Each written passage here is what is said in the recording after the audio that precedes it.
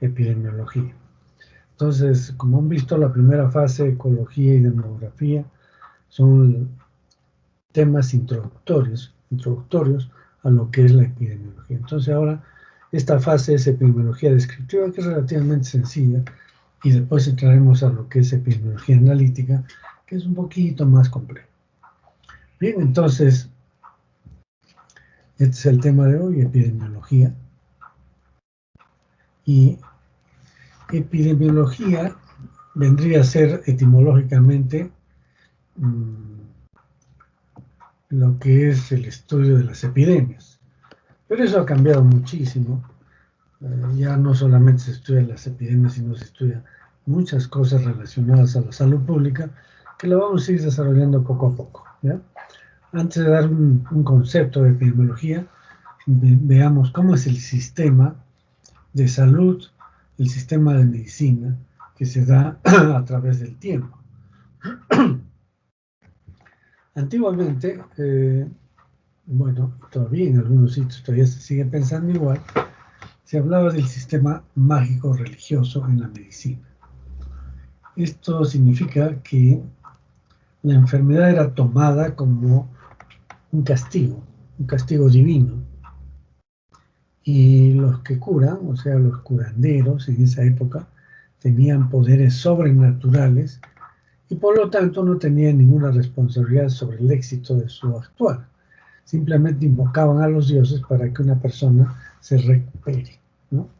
Entonces el sistema mágico religioso. Ahorita vamos a comentar algo más de eso. Luego viene el sistema empírico. Aquí no interesa la causa de enfermedad, sino el efecto que genera su acción o sus medicinas, ¿no? Entonces, este sistema empírico todavía se mantiene en nuestro medio a nivel mundial, ¿no? Todavía se sigue pensando que las enfermedades son síntomas. Entonces, resulta que si alguien tiene fiebre, creen que la fiebre es la enfermedad y le dan un antipirético, ¿no? Entonces, esto se ve todavía, hay gente que lo hace, incluso dentro de la ciudad, uno va a la farmacia,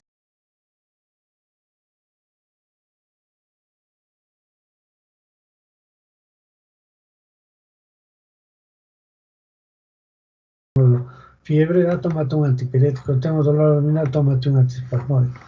Ese es el sistema empírico, ¿no? Que si a alguien le hizo bien eso, es porque funciona. Es decir, si alguien tenía fiebre y le dieron un antipirético y le bajó la fiebre, muy bien, entonces funciona y eso hay que seguirlo utilizando. Pero luego viene el sistema científico, que trata de hacer algo sabiendo con alguna presión qué se hace y por qué se hace. Es decir, existe ya un sistema que permite hacer un diagnóstico y de acuerdo al diagnóstico ver qué es lo que se puede hacer. Entonces, pero esto obedece ya a algo metódico, sistemático. El sistema científico pues no es acción y reacción, sino ver cuál es la causa de un problema para darle solución. Entonces, el sistema científico es lo que actualmente tenemos. Sin embargo, pues mantenemos estos tres sistemas en la actualidad, ¿no? Y ustedes ven cómo que esto muchas veces, a veces tiene más éxito, ¿no? En el sentido económico. Por ejemplo, en el sistema mágico religioso existen pues los curanderos, los chamanes, etcétera, ¿no? Que ganan buena cantidad de dinero. Entonces la persona doliente va y le pide por favor que le cure sus males. Y entonces el chamán, el curandero, agarra y hace una serie de rituales y invoca a los dioses para que cure a esta persona. Si esta persona no tiene buenos resultados, pese a que ya pagó por el servicio, no puede reclamar, porque inmediatamente el chamán le va a decir, bueno, yo he hecho todo lo posible y bueno, los dioses no quieren que te cures. Entonces, ya no es responsabilidad de él. Él es un intermediario entre algo sobrenatural y el dolido paciente. Este es el éxito que tienen los curanderos. No tienen responsabilidad de lo que hacen. Entonces nadie lo va a denunciar por mala praxis. ¿No es cierto? A un curandero. Nadie lo puede denunciar por mala praxis. Salvo que le cause daño, ¿no? Pero generalmente no. Y entonces cobran y la gente dice, bueno, por lo menos ya fui, ya estoy más tranquilo, ¿no? Bueno. Pero la enfermedad sigue y a veces peor. Entonces, esto es el sistema mágico. En nuestro momento existe acá en el Perú, sí existe. En Arequipa existe. Y la gente sigue creyendo en el curandero. El sistema empírico ya lo hemos mencionado, es lo que pasa en las farmacias. Uno va y le dan su medicina porque a alguien le hizo bien una cosa, a la otra persona que viene por los mismos síntomas se le da también la misma medicina. Entonces, eso es un sistema empírico. O los hueseros que aprendieron de sus padres a hacer jalar los huesos, etcétera, sin pleno conocimiento de la medicina. Y finalmente el sistema científico, porque eso es donde estamos nosotros trabajando, y por eso somos exigentes, por eso tenemos que hacer que se entiendan las cosas para poder ser médico, ¿no? Entonces uno tiene que estudiar bioquímica. Dice, pero ¿para qué estudio bioquímica si total, cuando veo a un paciente yo le voy a dar sus medicinas? Es que eso no es ciencia, no tiene el conocimiento básico, no sabe cómo actúan los agentes causales de enfermedad. Entonces, mal podría dar una buena receta, una buena indicación. Y por eso es que exigimos una formación de 8 años, porque podríamos hacerlo en un año para enseñarles algunas cosas, ¿no? Entonces, nosotros tenemos que digamos, mantener esto, practicar el método científico para hacer el diagnóstico. Porque hay gente, pues hay incluso colegas, ¿no? Dicen, a mí me va bien con esto. Claro que a él le irá bien porque gana plata, pero al paciente no creo. Entonces, hay que tener mucho cuidado con esa palabrita de que a mí me va bien dando esta medicina, ¿no? A mí me va bien dándole ivermectina. Ah, muy bien. Si es que ha encontrado qué efecto tiene la ivermectina, cuál es su mecanismo de acción, puede ser. Pero si no lo encuentra, no puede decir a mí me va bien. Le irá bien, como digo, porque va a tener un beneficio de esa acción, pero el paciente no lo cree. Entonces, estos son los sistemas que tradicionalmente eran a través del tiempo, pero sin embargo hay una mezcla en nuestro medio de ambos, de los tres, ¿no? Se van mezclando, porque incluso hay curanderos que ya quieren hacer semiología, ¿no? Entonces, bueno, aprenderán algo, supongo. Bien. El sistema de salud. Ahora hablemos un poco de lo que es el sistema de salud. En Noruega, por ejemplo, todos los hospitales públicos son financiados con fondos públicos y son administrados por 4 autoridades de la salud regionales, dirigidas a su vez por el Ministerio de Salud. O sea, ustedes van a Noruega y no tienen que pagar ningún sol por la atención. Claro, cuando trabajan, ahí es donde les hacen los descuentos en impuestos. Noruega es uno de los países que más impuestos exige de sus pobladores o de sus trabajadores. Entonces, pero uno paga, por decir, 40-45% de lo que gana en impuestos, pero no se preocupa de salud, no se preocupa de educación, eso es para disfrutar, para comer bien, vivir bien, viajar si quieren, y lo demás, la educación, incluso parte de la vivienda y la salud, son completamente gratuitos y de muy buena calidad, ¿no? Entonces yo les contaba, recuerdan cuando hemos hecho demografía, que en Noruega, por ejemplo, y otros países más europeos, les dan pues unas facilidades enormes, 6 meses, 8 meses, un año a las madres que están gestando para que puedan tener sus hijos adecuadamente y criarlos los primeros meses. Entonces es un excelente sistema, pero es capitalista también, ¿no? Ahí el que no aporta, pues tampoco va a recibir muy bien. Pero en general todos aportan porque hay trabajo para todos. En Francia, el sistema sanitario está subvencionado casi en su totalidad por el Seguro de Salud Nacional del gobierno. Entonces acá también hay un servicio que le da el Estado, ¿no? No tiene mucho problema. En los Países Bajos el sistema de salud es financiado por un sistema dual, es decir, parte privada y parte pública, o sea, del Estado. Y es muy efectivo desde el 2006. En Alemania tiene un sistema sanitario mixto en el que convive el sistema público y uno privado, igual que en los Países Bajos, ¿no? En Australia tiene un sistema de salud brindado por instituciones privadas y también por el Estado. Entonces, esto existe, pero por ejemplo Cuba tiene un sistema de salud que es totalmente financiado por el Estado. El trabajador va y se hace atender. Y bueno, tiene un buen sistema de salud, digamos, hasta cierto nivel, ¿no? Ellos tienen los centros comunitarios muy bien implementados para que el poblador no tenga que ir a los hospitales. Los hospitales son de alta especialización. Por eso hay alumnos que dicen, me voy a hacer operar a Cuba, porque se han dedicado a hacer esta medicina ya de alto nivel, pero solamente es a los que son referidos de los centros de salud. Uno no puede ir al hospital y decir, quiero que me atiendan de esta enfermedad, no. Tiene que ser derivado desde su comunidad, va buscando niveles para donde pueda ser atendido correctamente, ¿no? Entonces, hay pues ventajas y desventajas de lo que es el sistema de salud.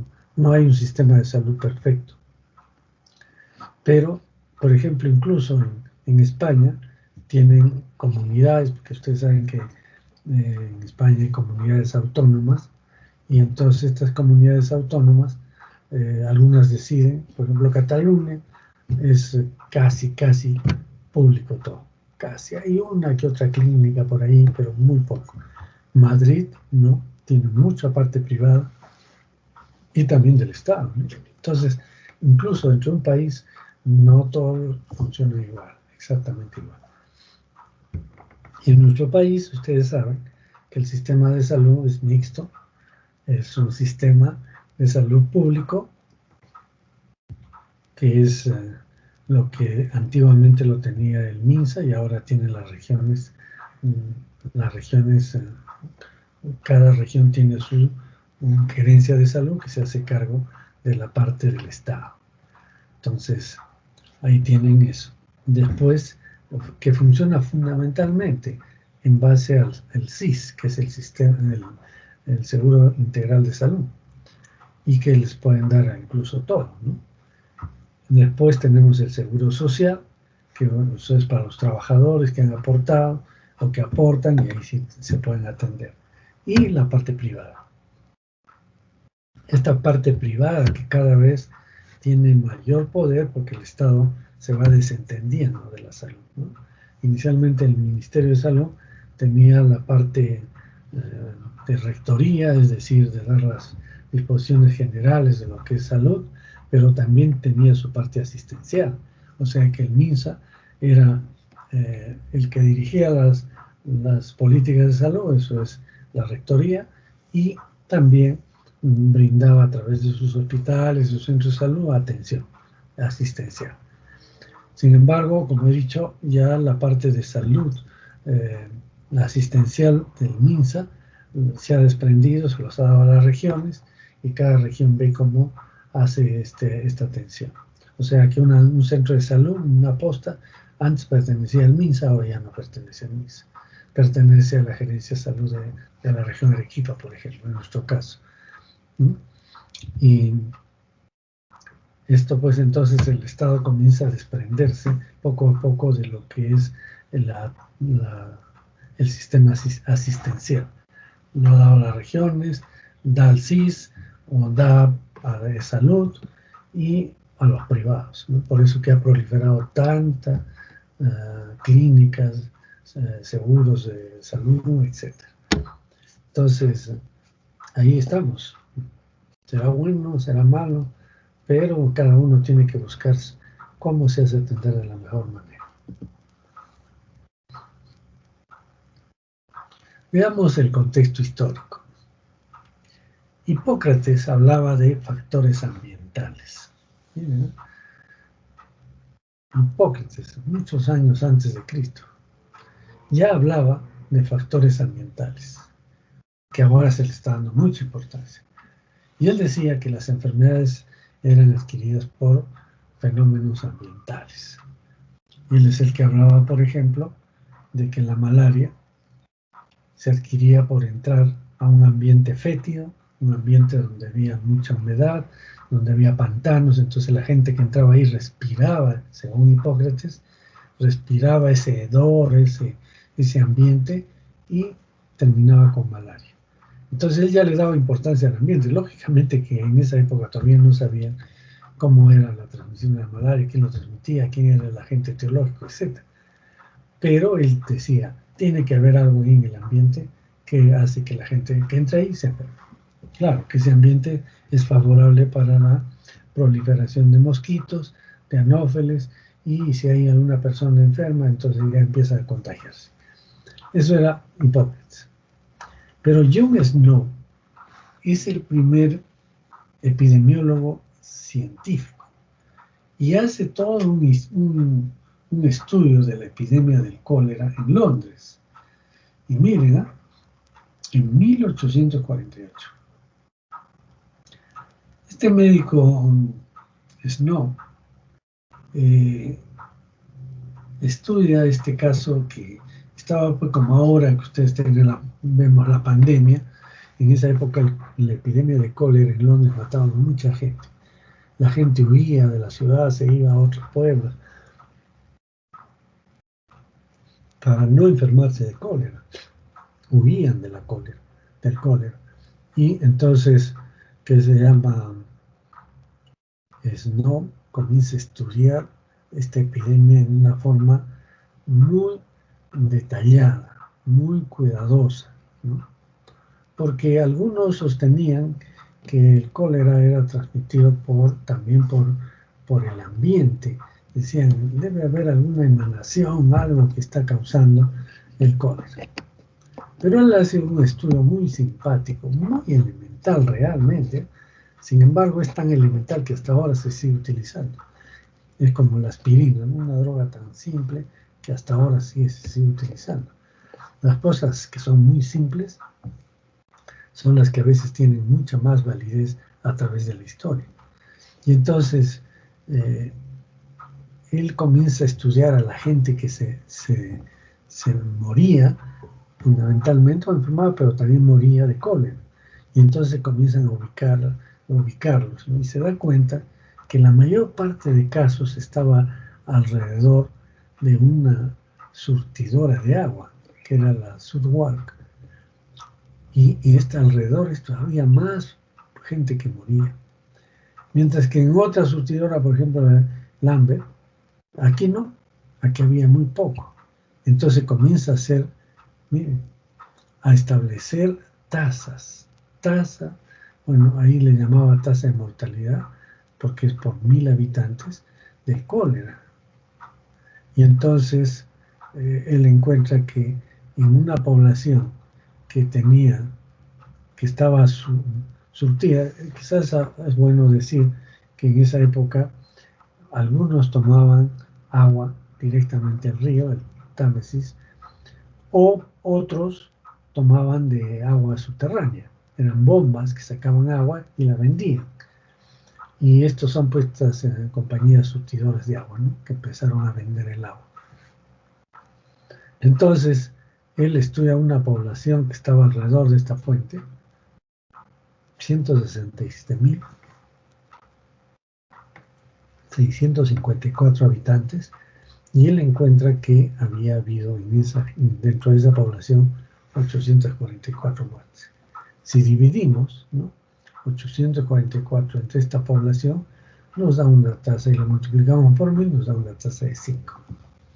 O sea que la tasa de mortalidad en esa población es 5.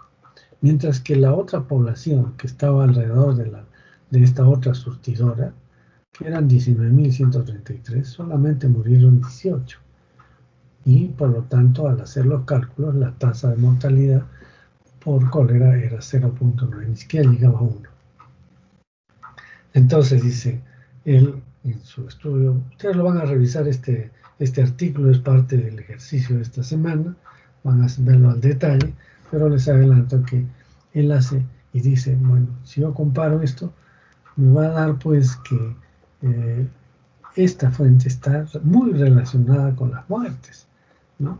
Y entonces hace análisis, por supuesto, de otros factores que no encuentra esta diferencia. Y si ustedes dividen 5 entre 0.9, que son, en realidad esto viene a ser de alguna manera incidencia, ¿no? Y entonces entre dos, incidencia en los que estaban expuestos a estos partidos, la incidencia en los que no estaban, nos va a dar el riesgo relativo, que lo vamos a estudiar así, todas las dos fases que vienen, riesgo relativo, RR se conoce. Y eso es un indicador pues, muy importante para establecer causalidad. Entonces, al final, que él establece que esta fuente era pues la causa. Y acá la tiene la fuente, mira. Acá han puesto un negocio y le llaman John Snow, le han puesto el nombre del médico que estudió esto. Y esta era la fuente donde sacaban el agua, esta era la calle donde sacaban. Claro que ahora ya hay pues edificios, hay muchas cosas, pero le han dejado como un recuerdo, ¿no? Esta fuente, que es la que surtía agua para la gente que vive en esta zona.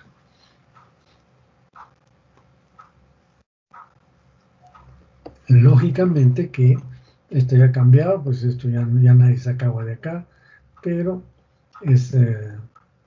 ha quedado como un hecho histórico nada más. Acá.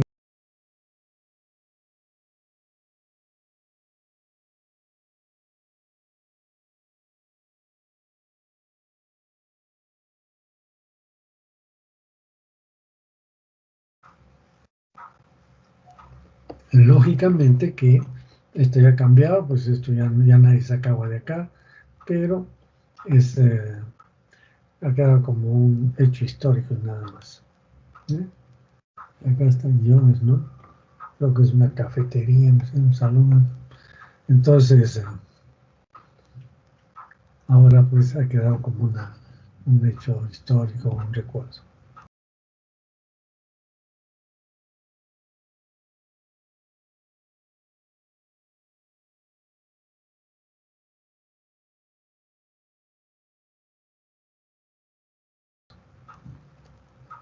Entonces, de hecho, el primer cálculo, así matemático, utilizando el método científico para demostrar cuál era la causa de una epidemia, fue hecho por Jones, ¿no?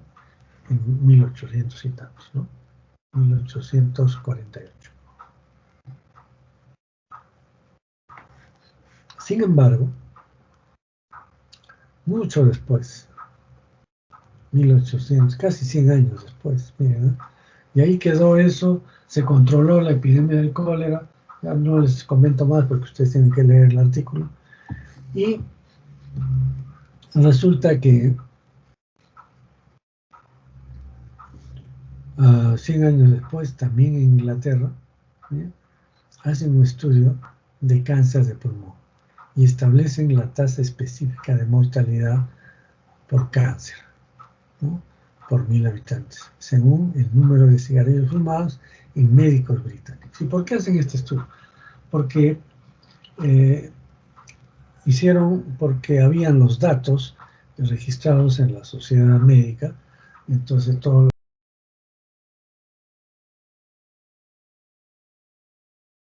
los que habían muerto por cáncer de pulmón estaba registrado ese dato y por eso pudieron calcular. Y la población era todos los médicos británicos, ¿no?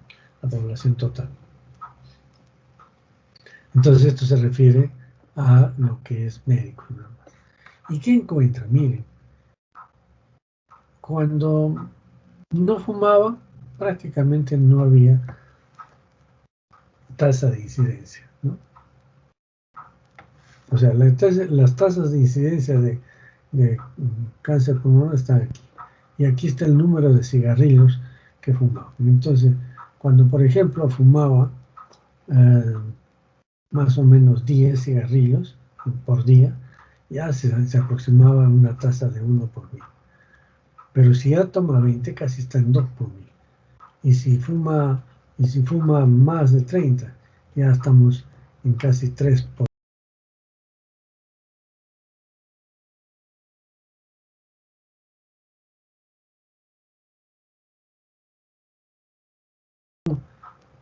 Esta línea, que podemos hacer una línea recta, nos está indicando que hay una correlación casi perfecta entre el número de cigarrillos y las tasas de incidencia por cáncer pulmonar o tasa de mortalidad por cáncer pulmonar.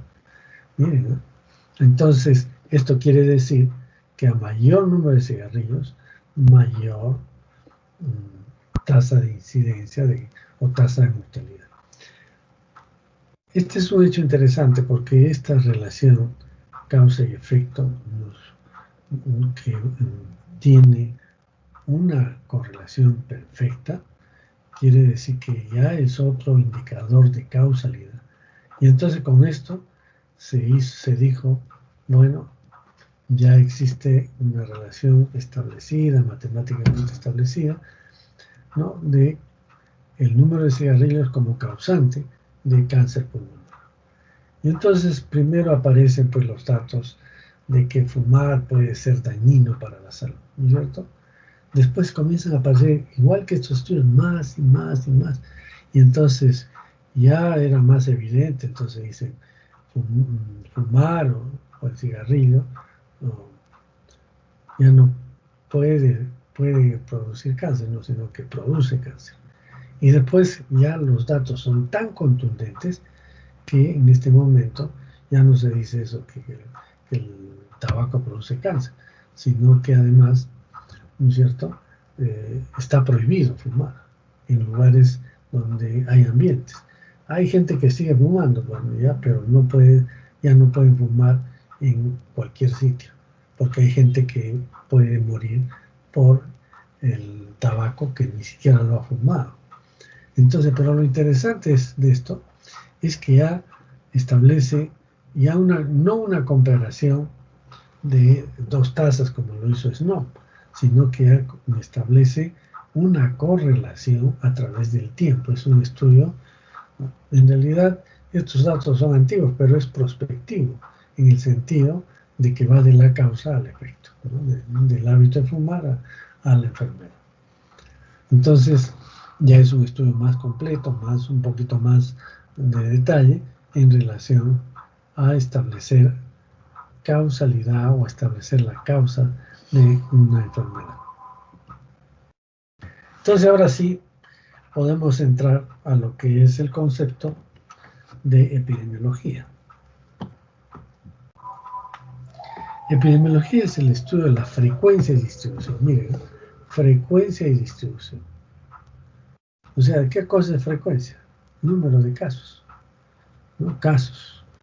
Y distribución en un área determinada. Entonces, el primer estudio de la frecuencia y distribución de los eventos de salud. Eventos de salud. Ya no hablamos de enfermedad. Aquí no hablamos de enfermedad, les decimos, porque también puede ser un evento de salud positivo o negativo.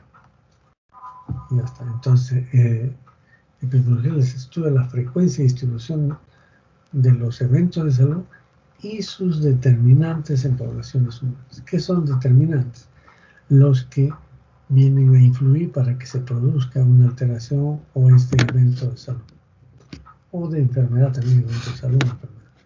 Y entonces estudia esta frecuencia y distribución, cómo está, y sus determinantes. Y la aplicación de este estudio en la prevención y control de los problemas de salud. Entonces ya es un concepto mucho más amplio de lo que es epidemiología. ¿Y cuáles son los objetivos de la epidemiología? Es estudiar la aparición o determinar la aparición, distribución y desarrollo de los eventos de salud o enfermedad y describir el estado de salud de las poblaciones como base para el planeamiento, evaluación y administración de los sistemas de promoción, recuperación y rehabilitación de salud. Ese es uno de los objetivos, que trata de establecer cuándo aparece una enfermedad, cómo se distribuye, cómo se desarrollan estos problemas de salud o enfermedad, y además describe el estado de salud de la población. Recuerden, la epidemiología es como la clínica, y la diferencia está en que la clínica se preocupa de un individuo y la epidemiología se preocupa de una población, y por eso describe el estado de salud de las poblaciones. Pero ¿para qué describe el estado de salud de las poblaciones? Para hacer el plan de salud, evaluar la evaluación y administración de los sistemas de promoción, recuperación y rehabilitación de la salud. Veamos el otro objetivo: proporcionar los datos necesarios para la comprensión de la etiología de la enfermedad, de la salud y de la enfermedad. Entonces acá ya es la epidemiología analítica, que quiere ver cuál es la etiología de estos problemas. Entonces trata de buscar los datos necesarios para decir, esto es debido a tal cosa. Y finalmente promover la utilización de los conceptos epidemiológicos en la administración de los servicios de salud. Un servicio de salud que se administra sin tener en cuenta los conceptos básicos de la epidemiología, eso no es ciencia, eso no es un buen manejo de la administración. La administración se nutre de datos para hacer un plan correcto. Si no se toma en cuenta estos conceptos, estos datos epidemiológicos, la administración es empírica y no va a tener buenos resultados. ¿Qué tipos de epidemiología tenemos? Tenemos, por ejemplo, la epidemiología descriptiva. Esta es la más elemental. Tiene que ver con la aparición, distribución, extensión y progresión de la salud y enfermedad en una población. Esta es la típica, puede describir una epidemia, puede describir una endemia, puede describir un brote epidémico, etc. Pero tiene que delimitarlo bajo ciertas variables, como es la variable, sobre todo las variables propias de las personas, ¿no? Como por ejemplo variables biológicas, variables económicas, sociales, etc. Y tiene que ver con la extensión y progresión de estos problemas de salud y enfermedad en la población, cómo se transmite, cómo progresan, cómo avanza, etc. Mientras que la epidemiología analítica trata de establecer determinantes de la salud. ¿Quiénes determinan que la salud se altere? Eso lo estudia la epidemiología analítica. Determinantes vendrían a ser causantes de lo que es salud o enfermedad. ¿Quiénes determinan una buena salud y quiénes determinan una mala salud? Entonces, mira, acá ya estamos buscando causalidad. Y después tenemos la epidemiología experimental, que valora las intervenciones. Por ejemplo, yo quiero hacer, y creo que lo hacen algunos, están haciendo unos grupos, este ejercicio de investigación formativa, y están viendo los resultados del COVID-19 en diferentes escenarios. Y entonces dirá que va a valorar la intervención. ¿Cómo va a valorar la intervención? La intervención puede ser dada por el uso de EPPs, ¿no es cierto? De estos instrumentos, elementos de protección personal, como las mascarillas, el protector facial, etc. Estos son estudiados por la epidemiología experimental. ¿En qué sentido? Que hacen una medición antes de dar unas medidas y una medición después de dar las medidas. Si es que siguen igual los valores, entonces quiere decir que no ha habido ningún beneficio. Pero si los valores que había antes van a disminuir en relación al tiempo y después de una intervención, quiere decir que esa intervención fue efectiva. Eso se llama experimental. Experimental quiere decir que uno interviene deliberadamente frente a un fenómeno, ¿no? ¿Y qué será deliberadamente? A ver, ¿quién me contesta? ¿Quién entiende o qué definición le darían a la palabra deliberadamente? ¿Alguien?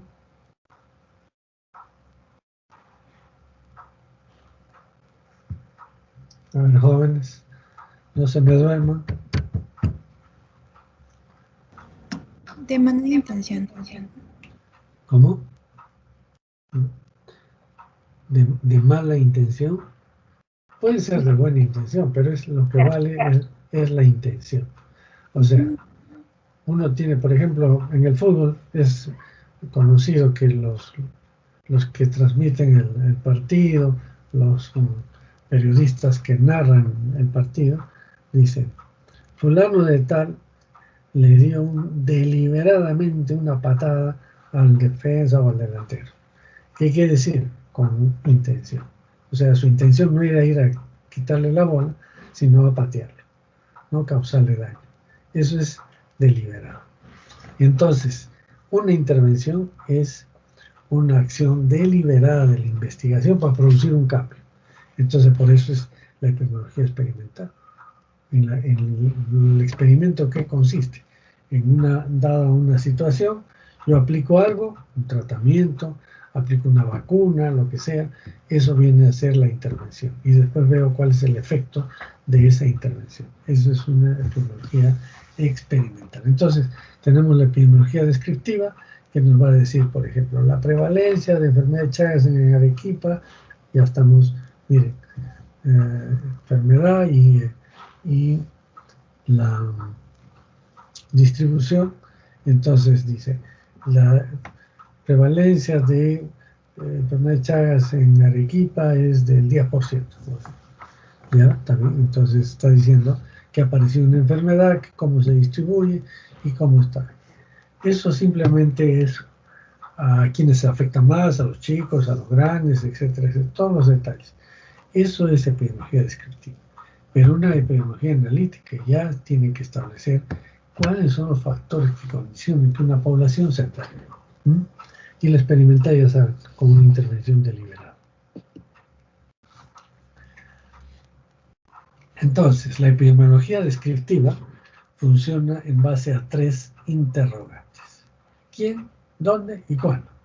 Eso es para la epidemiología descriptiva. ¿Quién? Personas, ¿no es cierto? ¿Dónde? Lugar.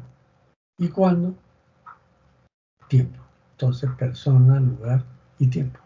Esa es la base, y esas son las 3 variables epidemiológicas de la epidemiología descriptiva, ¿no? Persona, lugar y tiempo. ¿Verdad? Que eso que quede grabado es lo importantísimo. Entonces, la epidemiología descriptiva tiene que responder a esas 3 preguntas: ¿quién, dónde y cuándo? Mientras que la epidemiología analítica dice cómo es que aparece una enfermedad o por qué aparece una enfermedad. Entonces eso ya es analítico. Entonces por ahí vamos entendiendo lo que es epidemiología. Y entonces veamos estas variables de la epidemiología descriptiva.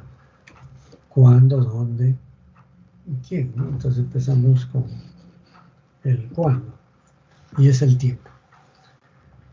La frecuencia de las enfermedades varía con el tiempo. Miren, lo interesante es esto. O sea que el tiempo influye sobre la presencia de las enfermedades. No es lo mismo pues esta pandemia hace un año que ahora, ¿no? Ha cambiado muchas cosas. Y entonces, pero además su frecuencia va a ir variando conforme avanza el tiempo. Va a ir desapareciendo, se entiende. ¿Cuánto demora? Es otra cosa. ¿Qué más del tiempo? Ciertos cambios ocurren regularmente y pueden tomarse medidas preventivas. Entonces, si yo determino que esta es una pandemia que se va a presentar cada 5 años o cada 10 años, entonces tengo que tomar medidas preventivas para que no suceda eso. Entonces ahí está el trabajo de los epidemiólogos para poder adelantarse a la enfermedad, a describir sus curvas de desarrollo para proponer medidas preventivas. Hay eventos que preceden a los cambios. pueden ser identificados para prevenir. Entonces, uno ya sabe que va a venir un problema de salud por algunos aspectos que suceden, ¿no?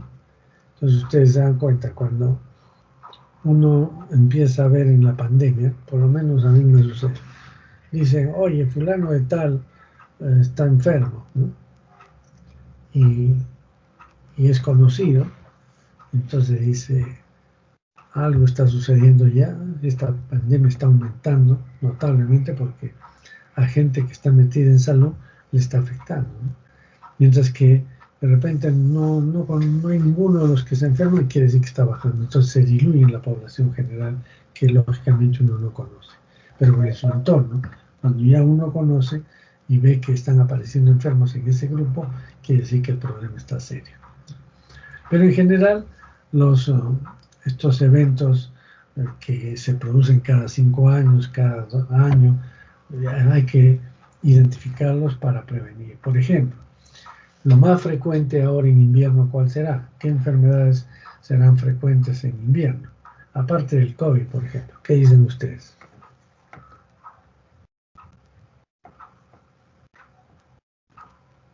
¿Mm? ¿Qué enfermedades aparecerán ahora, en estos meses? Yo lamento que ustedes todavía no vayan a la clínica. No saben, se están perdiendo. No por su culpa de ustedes, ¿no? Pero el tema es que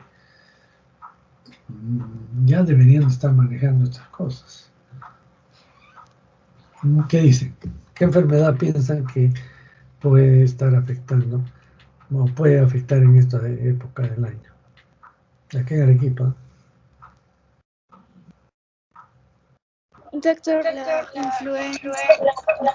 Claro, muy bien. En general son las enfermedades respiratorias agudas, ¿no es cierto? Las neumonías, todo eso. Y eso es en esta época, en todas las épocas ha habido esto. Llegaba mayo, junio, ya es todas las EDA, que se llaman enfermedades, perdón, las IRAS, todas las enfermedades respiratorias agudas eran las que prevalecían. Y cuando entrábamos al verano, eran las EDAS, enfermedades diarreicas agudas.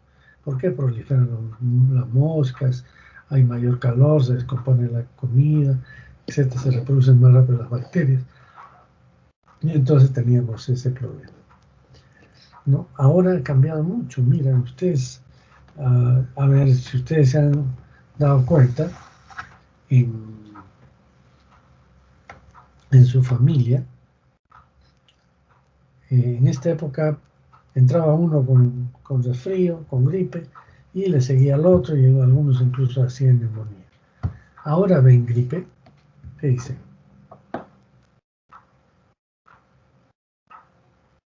¿Mm? ¿Alguno de ustedes se ha enfermado? Alguien diga si se ha enfermado de resfrío común, de fiebre, de gripe. ¿Alguien? No. No, ¿no es cierto? Y cuando yo hacía esta misma clase, en el aula, por lo menos había unos 10, 12 personas que estaban tosiendo con fiebre, que venían con bufandas, porque habían cogido el resfrío. ¿Y qué cosa es el resfrío? Un virus, ¿no es cierto? Y ese virus se manifiesta con toda esta sintomatología de infección respiratoria aguda. Entonces, ¿qué es lo que está pasando? Algo ha habido que ya no hay, es la mascarilla. Entonces, así como la mascarilla protege contra el COVID, también protege de otras enfermedades. Entonces, si nosotros sabemos que esta es la época de infección respiratoria aguda, cuando pase la pandemia, ¿qué es lo que vamos a recomendar? A ver qué me dicen. ¿Qué recomendaremos a la gente? El uso de mascarillas. El uso de mascarillas. Así de simple, miren. Si ustedes no quieren tener resfrío común, cuando ya pase la pandemia, yo voy a usar mi mascarilla. Que me digan lo que me digan. Y esto a mí, miren, me llamaba la atención, a mí me gusta viajar y a veces encontraba en estos turistas chinos, ¿no? Es lo que le llaman la mancha amarilla, porque venían montones de gente del Asia en todos los centros turísticos de cualquier parte del mundo. Y entonces yo decía, pero ¿por qué vienen con mascarilla? Es que ellos han sufrido, pues, otro tipo de enfermedades, ¿no? Que también son respiratorias y han tenido pandemias por la gran población que tienen. No pandemias, sino epidemias en su país, ¿no? El SARS, todas estas enfermedades. Y entonces ellos usaban su mascarilla, porque iban a países donde, lógicamente, uno no sabe qué es lo que puede encontrar. Y entonces, si ustedes van a un país donde hay malos servicios higiénicos, lo primero que tienen que hacer es lavarse las manos, tomar agua hervida, etc. Ya saben. Entonces, ahora, para la infección respiratoria, usar su mascarilla. Entonces, eso es lo interesante de esto del tiempo, saber prevenir. O sea, que si yo sé que en esta época que viene es una época de infección respiratoria, hay que prevenir.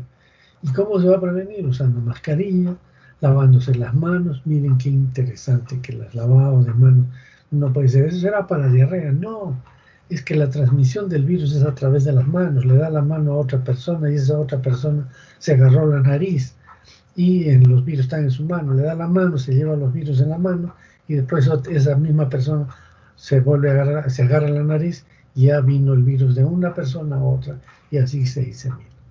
Entonces lavarse las manos, usar mascarilla, eso va a ser una prevención. Pero los centros de salud también tienen que tomar medidas, como por ejemplo, tienen que aumentar el número de médicos que atienden en pediatría, aumento de nebulizadores, aumento de antibióticos, y es que se complican, ¿no? Es decir, todo esto hace que uno pueda tomar medidas frente a cosas que aún no sabe que van a suceder. Eso es el tiempo. El tiempo nos dice qué va a suceder en el verano, qué va a suceder en el invierno, qué va a suceder de acá a 5 años, qué va a suceder de acá a 10 años, etcétera, porque las curvas de las enfermedades se dan así, en el tiempo. Entonces eso nos va a permitir mm, prevenir enfermedades. Y ese es el objetivo de la epidemiología, prevenir. Entonces hay que identificar el patrón de ocurrencia de una enfermedad. Hay enfermedades que se producen en ciertos días de la semana, así, ¿no? Y otros que se llama, por ejemplo, el domingo en la madrugada, en una emergencia, ¿qué es lo que van a ver? Todos vienen con alcoholismo, que vienen con dolor abdominal, con diarrea. ¿Por qué? Porque el sábado se comieron de todo. Eso es común, entonces uno tiene que saber para los hospitales hacer la prevención de eso, con tener todos los elementos necesarios para atender a estas personas, pero también se puede prevenir. En esta época, por ejemplo, en la zona alta de Arequipa, empieza el frío intenso y vienen las neumonías, entonces hay que prevenir. Y a nadie se le ocurrió darles hasta la gente de ahí una mascarilla. O díganme, ¿cuándo han visto mascarillas? Esto que les dan frazada, que les dan zapatos, pero ¿qué tiene que ver la frazada? Para abrigarse. ¿Y pero eso previene la enfermedad? No. Entonces, en las próximas nevadas hay que darles mascarilla a la gente, que aprendan a usar su mascarilla. ¿Listo? Entonces, solamente estoy dando ejemplos, pero lo que me interesa es que ustedes entiendan que el tiempo es fundamental en epidemiología, nos enseña muchísimo y nos permite planificar medidas de prevención. Esto en razón a que existe una tendencia secular. Quiere decir que se va a producir, ¿no? En el tiempo, tendencia secular viene a que a través del tiempo nos permite decir que hay una tendencia a las enfermedades que van a aumentar, que van a disminuir, etc. Y esto sirve para sugerir o predecir la futura incidencia de una enfermedad, para evaluar programas y tomar decisiones políticas que hemos explicado. hay una variación cíclica, entonces hay patrones recurrentes en la enfermedad en el curso del tiempo. Puede ser estacional, como les he dicho, verano, invierno, primavera, por ejemplo, las alergias en primavera, ¿no? Y puede ser anual, cada año, en cierta época, por ejemplo. Ustedes conocen la Virgen de la Candelaria, ¿no es cierto? ¿En qué mes se festeja eso? ¿Saben? A ver, ¿qué día del año se festeja la fiesta de la Candelaria? En febrero. Ya, los primeros días de febrero, ¿no es cierto? Creo que es el 4 de febrero. Muy bien. Entonces, ¿qué cosa hay en Puno, por ejemplo? Entonces, yo ya sé que cada año, en febrero, el 1 de febrero, en Puno va a haber accidentes, va a haber eh, mucho alcoholismo con violencias, va a haber enfermos por agotamiento, porque la gente, los turistas van, eh, aumentan los casos de el soroche, enfermedad de altura, y también aumentan las violaciones. Y resulta que después de 9 meses vamos a tener un montón de nacimientos. Todo eso, ¿por qué? Por un solo hecho, que es el festejo de la Virgen de la Candelaria. ¿Se dan cuenta? Entonces yo tengo que calcular eso. Lo que están haciendo ahora algunos chicos en su investigación, van a evaluar qué pasa, cómo va la morbilidad y la mortalidad días después de las celebraciones de fin de año. Eso es anual, ¿no? Entonces, en carnaval, uno ya sabe, en el hospital, en emergencia, en carnavales, cortes de cabeza, accidentes, se fracturaron los brazos, las piernas, o hay cólicos abdominales, etc. Entonces, ya sabemos de eso. Eso es una variación anual. Y hay unos que son varios años, ¿no? Hay enfermedades que se producen cada 5 años, cada 10 años. Esta pandemia que estamos viendo, van a ver que de acá a unos 5 años otra vez se va a presentar. Ya no tan intensa, pero va a haber otra vez, o de repente es otro virus que nos va a dar 5 o 10 años más. Entonces ya tenemos que irnos preparando para ello. El tiempo también me permite establecer la curva epidémica. Y en el ejercicio de esta semana ustedes van a construir una curva epidémica. Entonces en el eje horizontal pondrán el tiempo. Puede ser en horas, días o semanas. Y van a tener diferentes formas de epidemia. Entonces si ustedes tienen una curva, ¿no es cierto?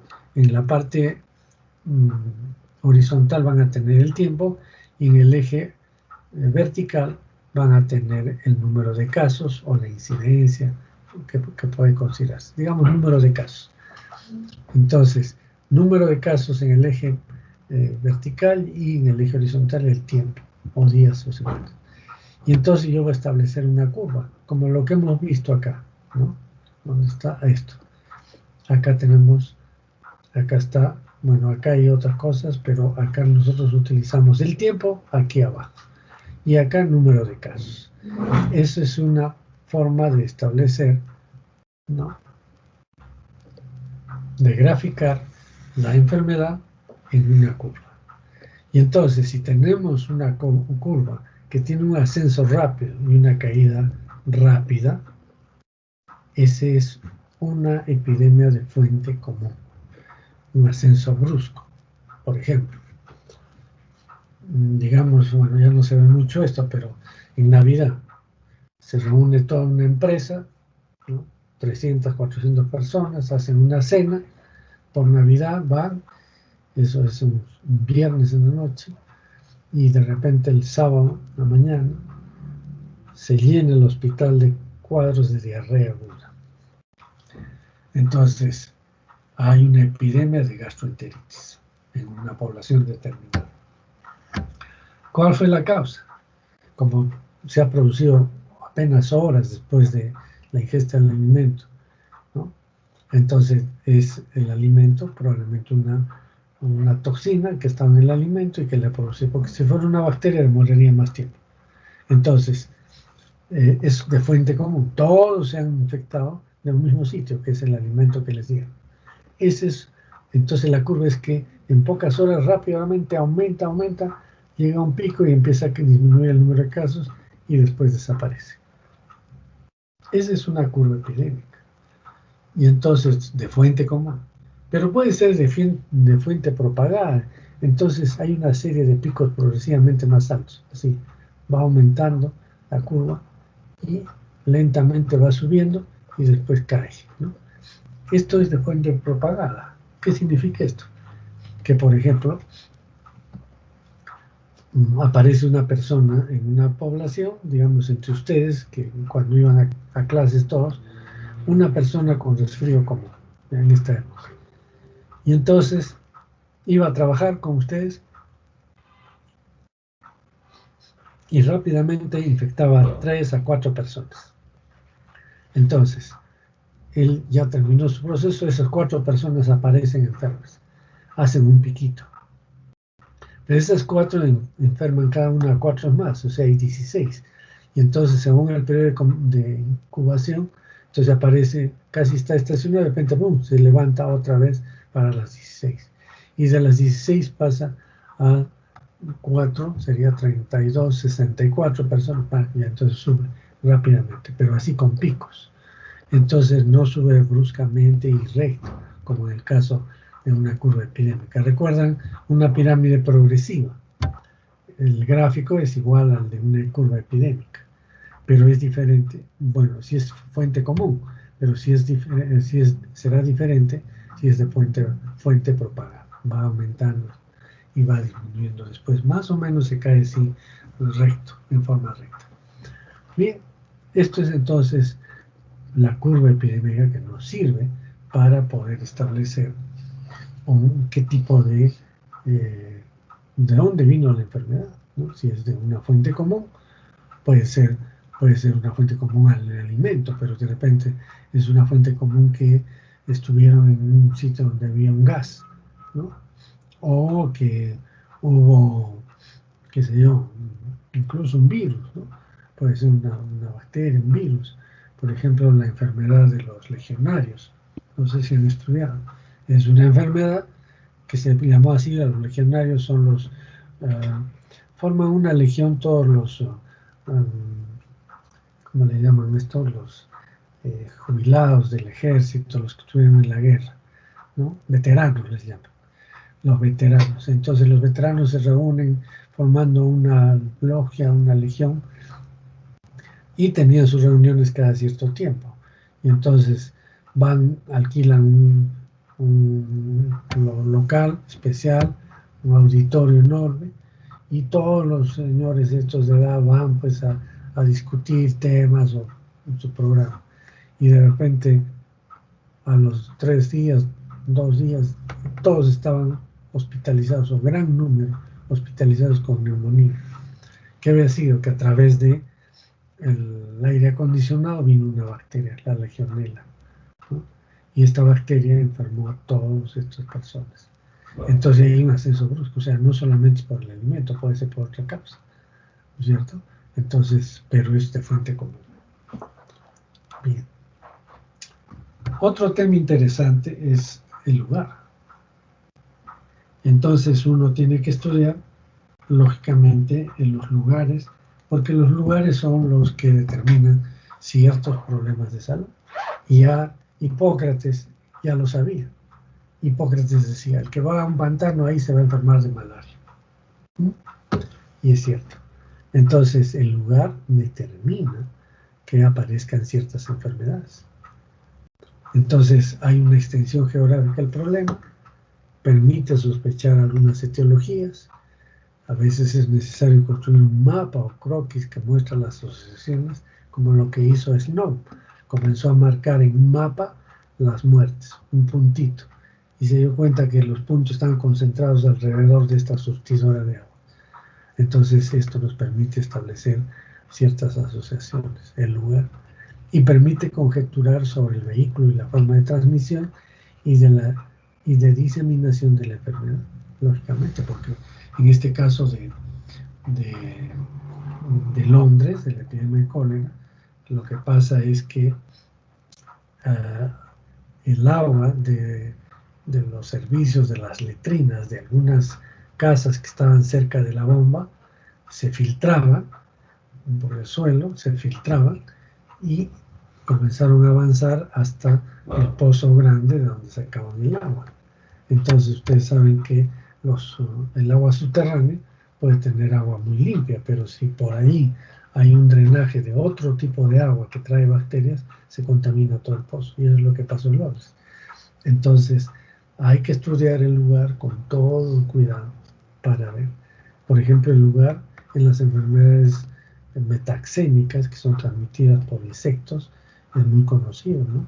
Si es que no hay el insecto, no va a haber la enfermedad. Si es que no hay las condiciones para que se desarrolle el insecto, no va a haber ese insecto.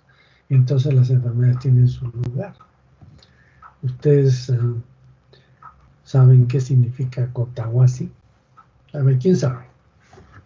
Cotahuasi, ¿cierto? Es un lugar acá en Arequipa, el cañón de Cotahuasi, todos conocen.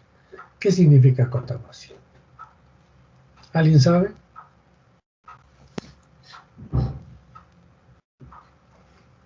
Yo, doctor. Muy bien.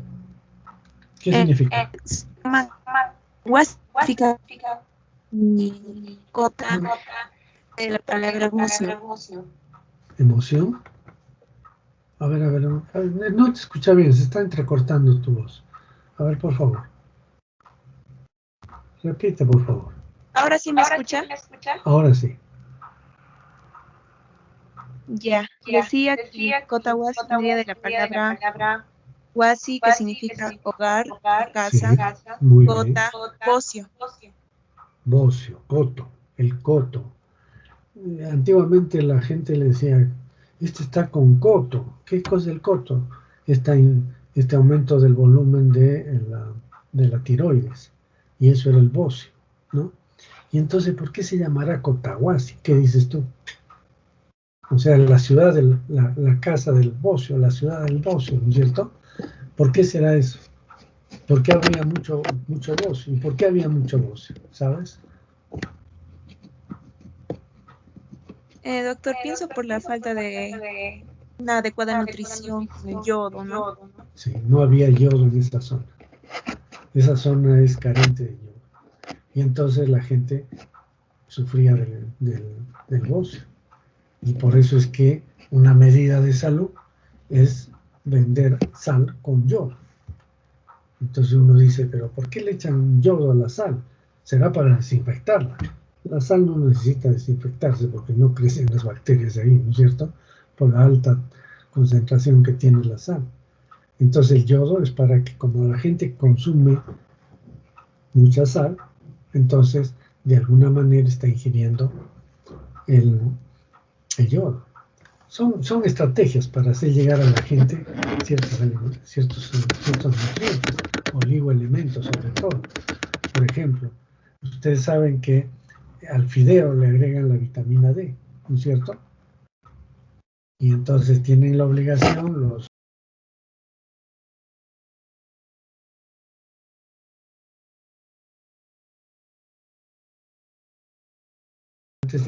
de agregarle al fideo la vitamina D, porque mucha gente come fideo y se necesita la vitamina D para los niños.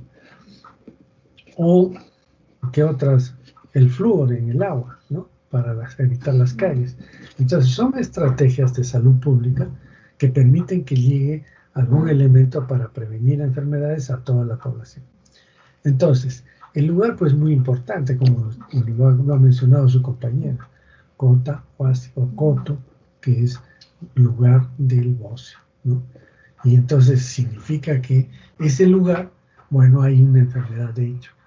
Hay otras enfermedades, por ejemplo, ustedes ven, aquí en Arequipa, por ejemplo, toda la región suroccidental, todos los valles típicos de Chagas, ¿no es cierto? Pero si se van al a Puerto Maldonado, a Loreto, etcétera, ¿qué van a tener?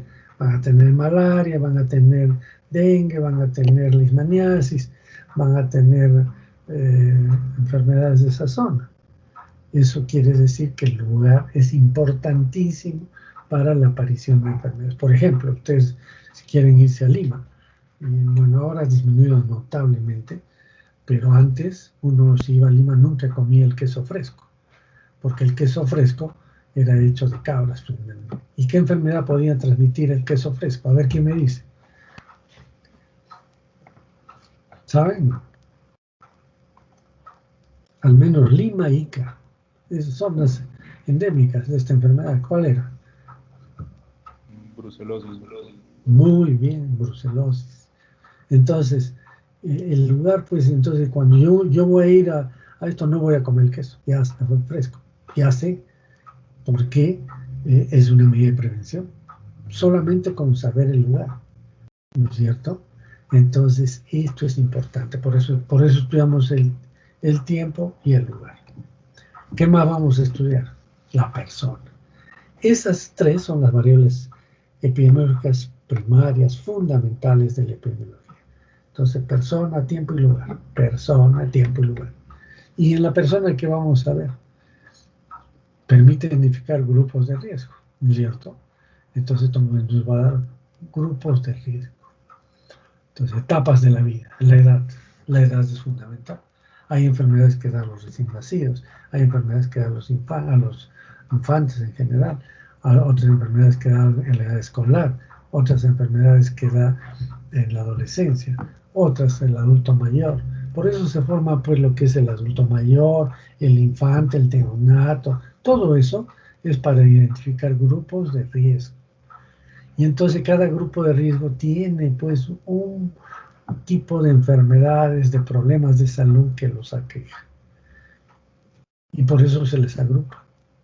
Entonces la edad es fundamental. El sexo también, pues no es lo mismo en hombres que mujeres, ¿no? Hasta el cáncer tiene predilección, algún tipo de cáncer por un sexo u otro. Etnias. ¿Y la raza tendrá que ver? ¿Qué dicen? Como hemos visto en malaria, ¿se acuerdan? Hay, por ejemplo, Plasmodium vivax, mayormente no afecta a la raza negra, sino más bien el Plasmodium falciparum, si es más frecuente en la raza negra, ¿no es cierto? Otro ejemplo de etnias, también dice que la raza negra tiene mayor predisposición para tener tuberculosis, y eso es cierto. La raza blanca, ¿para qué tendrá predisposición? O sea, la raza blanca me refiero, cáncer de mama, ¿no? Trastornos de cáncer de piel, enfermedades cardiovasculares, cerebrovasculares, etcétera, diabetes, ¿no? Etcétera. Entonces, ciertas razas tienen predisposición a esto. Ustedes saben, los japoneses, por ejemplo, saben que los japoneses no pueden tomar mucho alcohol, o la gran parte de la población casi no toma mucho alcohol. ¿Saben por qué? ¿Alguien sabe qué tiene esa raza con el alcohol?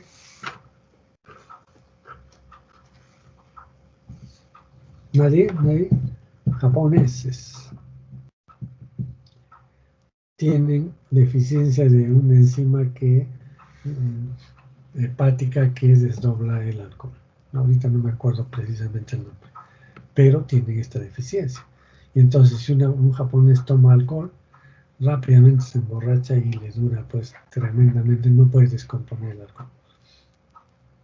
Entonces hay pues problemas de salud relacionados a las etnias, ¿no?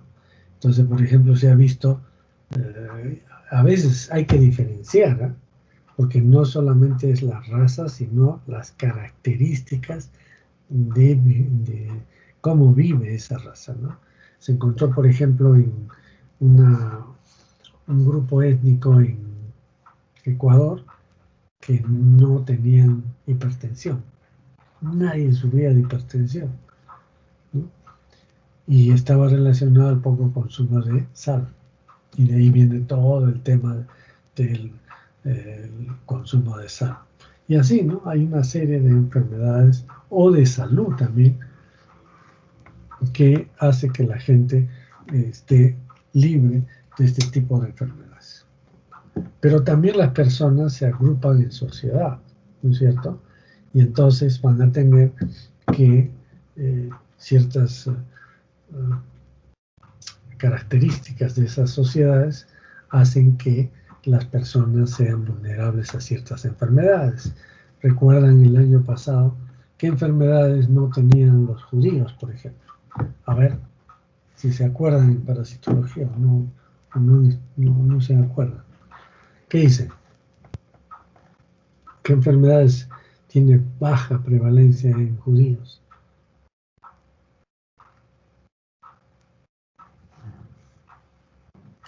¿Sí? ¿Qué dicen? Se olvidaron todo.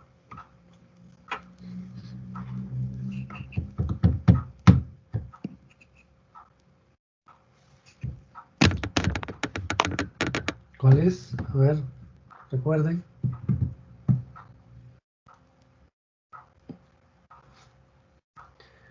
Los judíos no tienen teniasis por teniasol.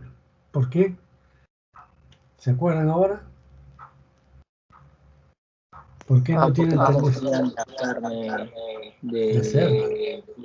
cerdo. De cerdo, ¿ya ven? Y los hindúes no tienen teniasis por tenia saginata. ¿Por qué? No comen vaca. Claro, no comen carne de vaca, ¿no es cierto? Entonces no van a tener teniasis. Ven que es importante las tenias. Los judíos también tienen una baja prevalencia de cáncer de cuello uterino. ¿Cuál es la causa? A ver, ¿quién sabe?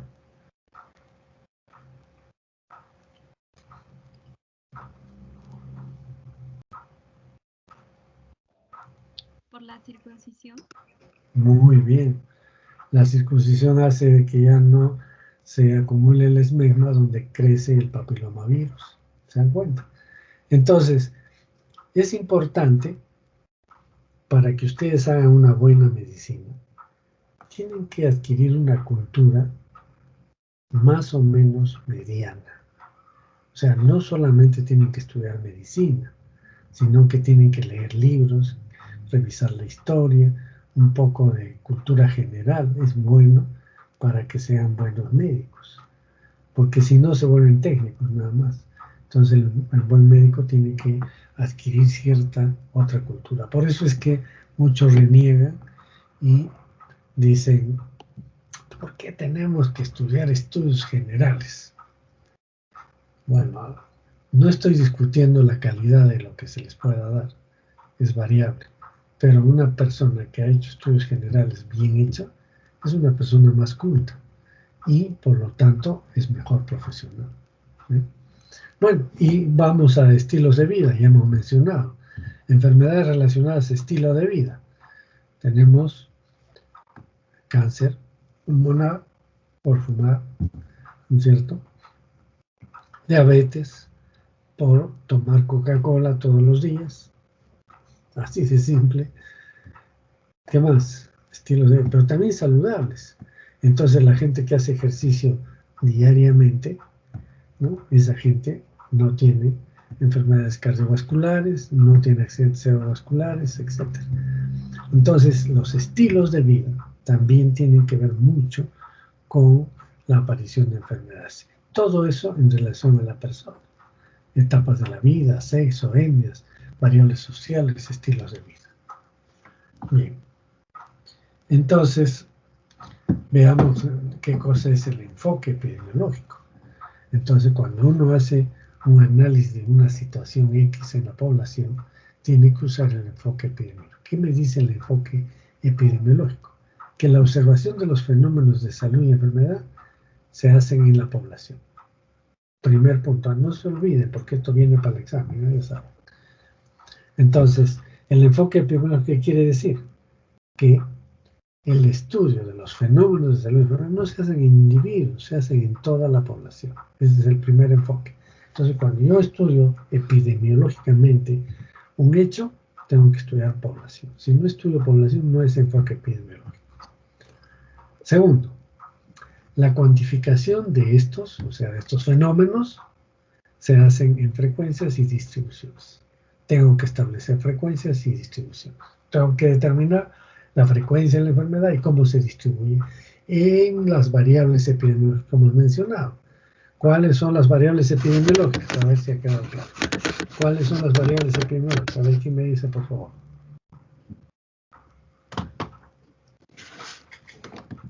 Variables epidemiológicas.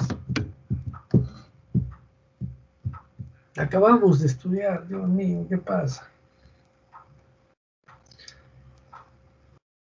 ¿Cuáles son las 3 variables epidemiológicas fundamentales? Tiempo. Lugar, tiempo, Y persona. Persona, tiempo y lugar. No se olviden eso, es básico. Persona, tiempo y lugar. Fácil de acordarse. Entonces, esta cuantificación de estos fenómenos se da en frecuencias y distribuciones. ¿Distribuciones en qué? En personas, tiempo y lugar. El análisis de frecuencias, distribuciones y asociaciones. Entonces, el enfoque epidemiológico dice, ya, muy bien, observo la población. ¿Y qué observo en la población? ¿Cómo está la frecuencia de estos problemas de salud, estos eventos de salud, enfermedad, y cómo se distribuye? El tercer lugar, ¿qué hago con esos datos, esas frecuencias y distribuciones? Establezco asociaciones. Tengo que analizar esas frecuencias y distribuciones para ver si es que forman asociaciones.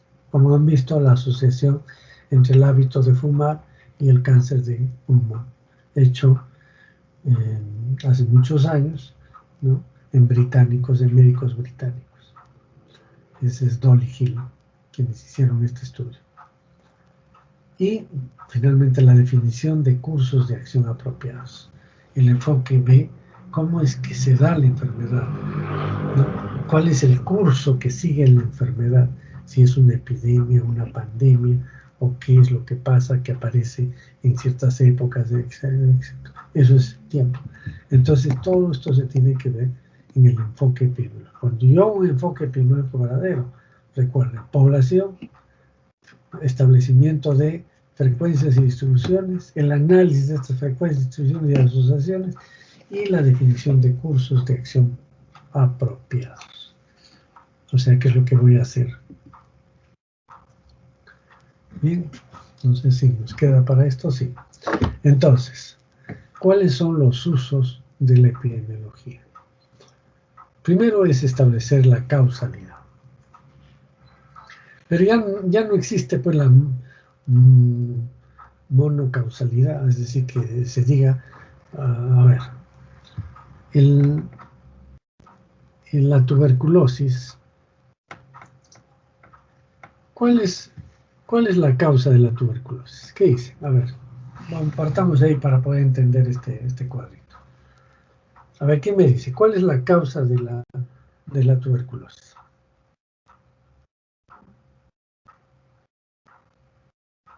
Ya pues, no tenga miedo, hablen nomás.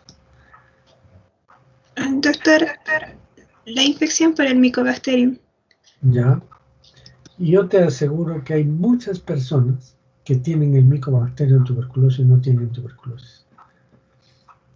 Entonces, ya no es tan cierto, ¿no es cierto? O estoy hablando mal. ¿Crees que habrá personas que tienen el bacilo tuberculoso y no tienen tuberculosis? ¿Crees? ¿Sí o no? Sí, doctor. Ya ves. Entonces, se derrumba tu teoría de que el bacilo es la causa. Es uno de los factores. Uno. Entonces, las enfermedades, para hablar de causalidad, hablamos de factores de riesgo. Unos que apoyan, unos factores que apoyan a que aparezca la enfermedad en una persona, pero son varios, no es uno solo, generalmente. Entonces tenemos factores biológicos, el estilo de vida y factores ambientales el sistema organizado de la atención de salud. ¿Y esto qué es? Esto es un espectro que es salud-enfermedad, que va de la salud a la enfermedad. O sea, las poblaciones van para este lado, para la enfermedad, se hacen enfermas como ahora, todo el mundo está pegado acá, la pandemia, y después poco a poco se aleja y comienza a aparecer la salud. Y entonces, ¿quiénes intervienen en esto? Factores biológicos, ¿sí? ¿Y qué factores biológicos? Factores biológicos del hombre, o sea, de las poblaciones humanas. Entonces, ¿qué será? Por ejemplo, la herencia. ¿La herencia tiene que ver con las enfermedades? Claro, ¿no es cierto? Es fundamental. ¿Qué más? El desarrollo de las personas, su homeostasis, su desarrollo en cuanto a inmunidad, etcétera. Sí, es cierto. Entonces, todos estos factores del desarrollo del organismo, de protección, de reproducción, etcétera, es importantes. Entonces, tenemos eso. Por un lado, la herencia, luego todos los sistemas internos que tenemos que nos permiten, sobre todo, no sé si han escuchado hablar del sistema o del eje hipotálamo inmuno hormonal.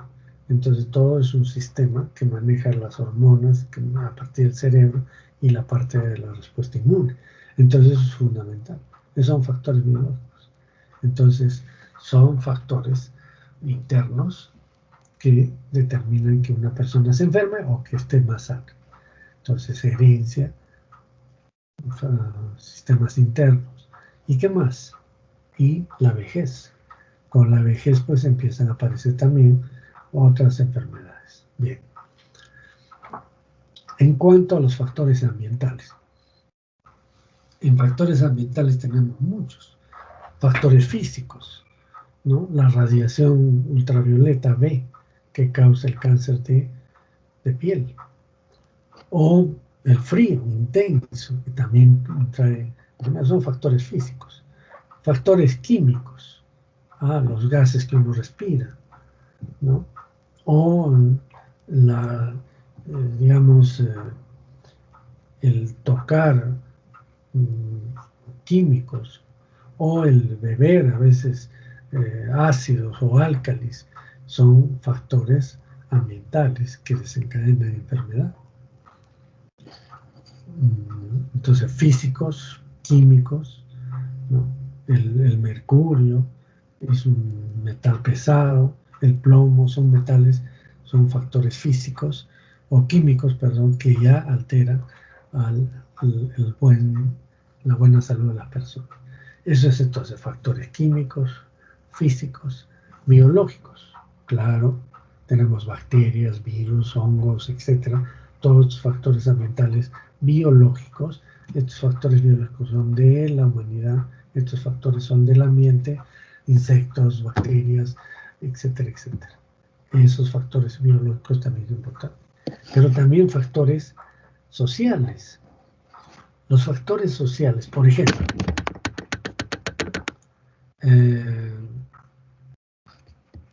la violencia produce enfermedad, claro. Otros factores sociales, que se llaman el pandillaje, produce problemas de enfermedad.